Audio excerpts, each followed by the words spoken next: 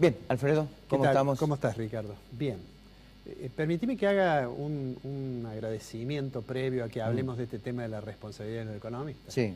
Bueno, en primer lugar quiero agradecerle a la gente del Consejo de Médicos de la provincia de Córdoba que esta mañana me invitaron a que diera mis ideas sobre economía y que fue un auditorio muy agradable y una reunión realmente muy linda, así que quería hacer público ese agradecimiento. Muy bien. El segundo agradecimiento está ligado con el tema de la responsabilidad de los economistas, porque justamente ayer me llegó la comunicación de que aparecía una revista que es de una universidad, que es esa universidad, la Universidad de Economía Nacional y Mundial de Sofía, de Bulgaria, que publica una revista y hace algunos meses estaba... Ese es el edificio de la universidad. Hace algunos meses estaba sometido a referato para esta revista que estamos viendo ahora. Estaba sometido a un artículo que yo había presentado el año pasado en la reunión de la Sociedad Europea de Historia y Pensamiento Económico en la universidad, en París I, en Sorbonne, en la reunión de la Sociedad Europea. Y que bueno, después de un proceso de referato que se hace, me comunicaron que se iba a publicar y ahora me llegó, por ahora la publicación obviamente está disponible online y en algún momento me llegaré hasta Sofía para buscar la revista en papel. Usted es internacional, así que no hay problema.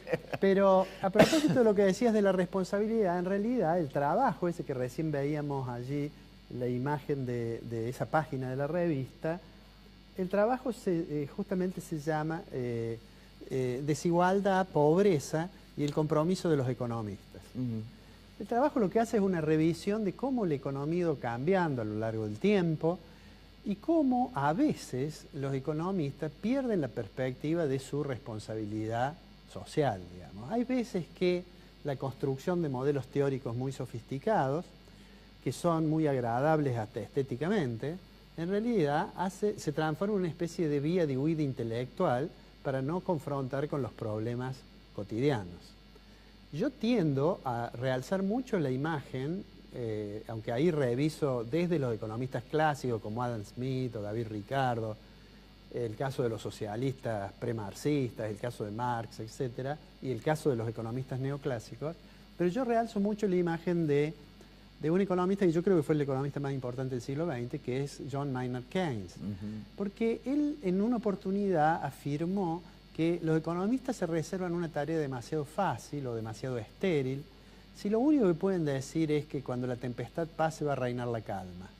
Y es bastante frecuente que en las discusiones económicas alguien diga, bueno, no, ahora en el corto plazo tenemos estos problemas, pero a largo plazo la situación se va a equilibrar. Hoy tenemos una situación de desequilibrio, pero a largo plazo vamos a llegar a una situación de equilibrio. Y en realidad esas afirmaciones además ignoran que en ese corto plazo en el cual se están refiriendo sin demasiado cuidado como una cuestión transitoria, en realidad hay gente que padece las situaciones de la economía. Suelo decirle a mis alumnos que ellos tienen que tener presente que detrás de cada decisión de política económica hay personas. Digamos, cuando estalló la convertibilidad en la crisis del 2001, y de repente el 50% de la población argentina fue arrojada, digamos, la discusión sobre pobreza, si uno mira los datos de 2001, es 50% por debajo de la línea de pobreza, ¿cierto? Bueno, no hay que olvidarse que detrás de ese porcentaje en realidad son personas que están padeciendo una situación terrible. Por estos días, y ahora voy un poco más a la situación de la coyuntura, por estos días se han conocido algunos datos alentadores de la evolución de la economía. Los datos de crecimiento del producto, los datos de recuperación de la actividad industrial, la inflación que todavía se resiste bastante a doblegarse, pero que de todos modos da la impresión de que ha bajado. Y se ha conocido el dato de pobreza.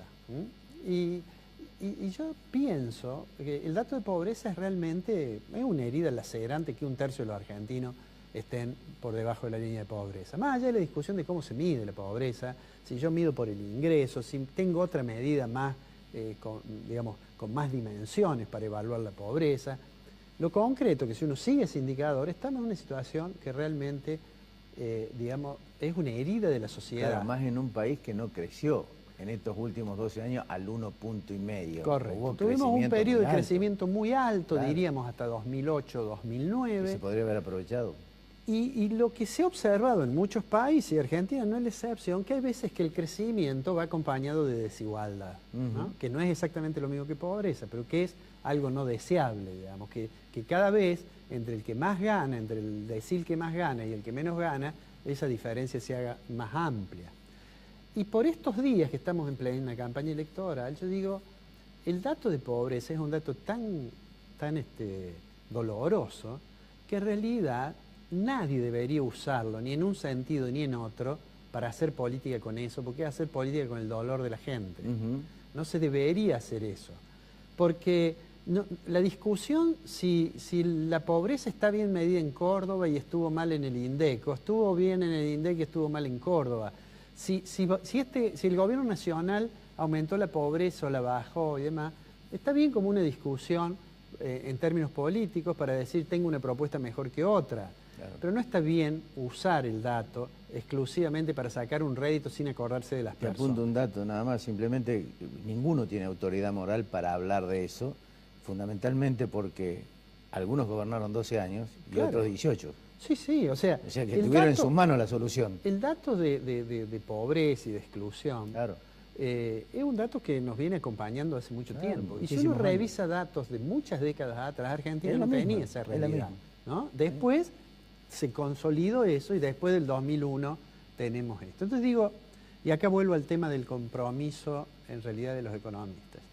Los economistas, en general formados, y los que hemos tenido suerte de formarnos en la universidad pública, que además es gratuita, donde vamos a una universidad que la pagan los que no acceden, porque la mayoría de los que tributan cuando van a comprar algo a un negocio para que se financie el presupuesto educativo universitario, probablemente sus hijos no terminen yendo a la universidad. Pero digo, con más razón los que hemos ido a universidad pública, deberíamos saber que tenemos una responsabilidad social de tratar de poner el conocimiento al servicio de resolver los problemas generales de nuestra sociedad, ¿no es cierto?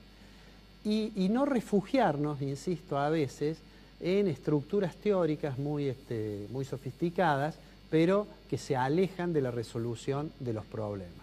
Vuelvo a decir lo que dijo Keynes, es demasiado estéril, demasiado fácil decir simplemente que cuando la tempestad pase el océano va a estar nuevamente tranquilo.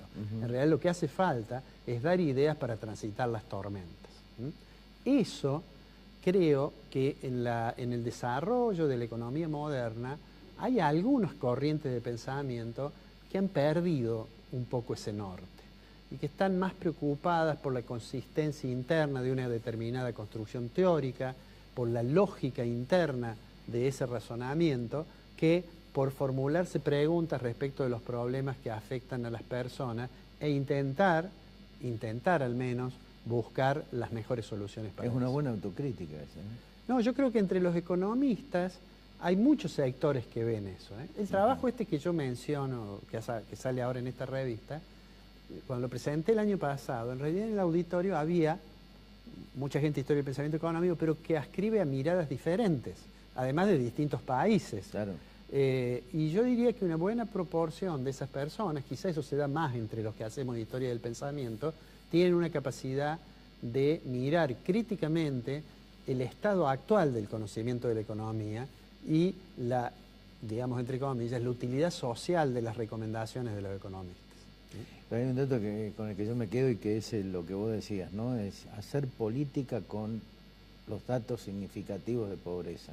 Sí. Cuando hay un tercio detrás de todo eso, sin asumir las responsabilidades que le competen a cada uno por ese nivel, ¿no? Así es. Para ver Y el último indicador que ha bajado un poco la pobreza, por supuesto que es alentador, pero sigue siendo un tercio de la población.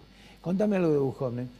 Bueno, se hizo una reunión y aprovecho para agradecerle a la gente de Punto a Punto, a la gente del Orfeo Suite, donde se hizo esta reunión. Por esta hora hay una reunión, me parece, más numerosa aquí en Córdoba. Esto se hizo en el Orfeo Suite de Sal Si Puedes. Sí. Y Duhovne tuvo una actitud interesante que fue hacer una breve introducción de cómo está viendo él la situación económica. Y después dijo, bueno, pregunten lo que quieran. Por supuesto, las preguntas fueron, en el caso mío la consideración fue sobre la tasa de interés. Yo lo he dicho acá que me parece que la política de tasa de interés en realidad ralentiza el proceso de inversión, digamos, y nos demora la salida.